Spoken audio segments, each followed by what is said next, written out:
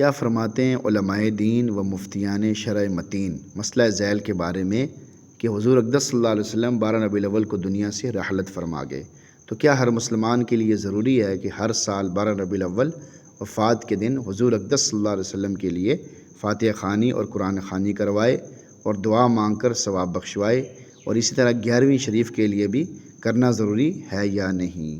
الجواب وباللہ التوفیق۔ آپ صلی اللہ علیہ وسلم کے لیے ایصال ثواب بلا تعیین زمان و مکان باعث سعادت ہے۔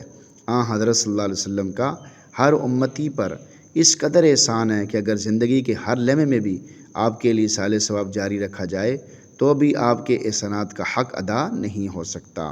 لہذا ایصال ثواب یا درود شریف کے لیے 12 ربیع الاول کی تاریخ کو سال بھر میں خاص کر لینا اور بقیہ دنوں میں اس کی طرف توجہ نہ دینا شرعاً بے اصل اور بڑی محرومی کی بات ہے۔ نیز یہ عمل غیر مسلموں کی سالگرہ اور برسی کے مشابہ ہے، جن کی مشابہت سے جناب رسول اللہ صلی اللہ علیہ وسلم نے منع فرمایا ہے۔ اسی طرح کسی بزرگ کے لیے 11ویں شریف منانا اور سال میں صرف ایک دن کو ایصال ثواب کے لیے مخصوص کرنا بے اصل اور بدعت ہے، جس سے احتراز لازم ہے۔ آگے پھر کچھ اور فتاووں کا بھی ذکر ہے۔ کفایت المفتی میں بھی اسی طرح ہے، احسن الفتاوی فتاوی رحیمیہ میں بھی اسی طرح ہے۔ اسی طرح پھر آگے احادیث سے بھی دلائل دیے گئے ہیں کہ احادیث میں منع کیا گیا کسی قوم کی مشابہت کے ساتھ۔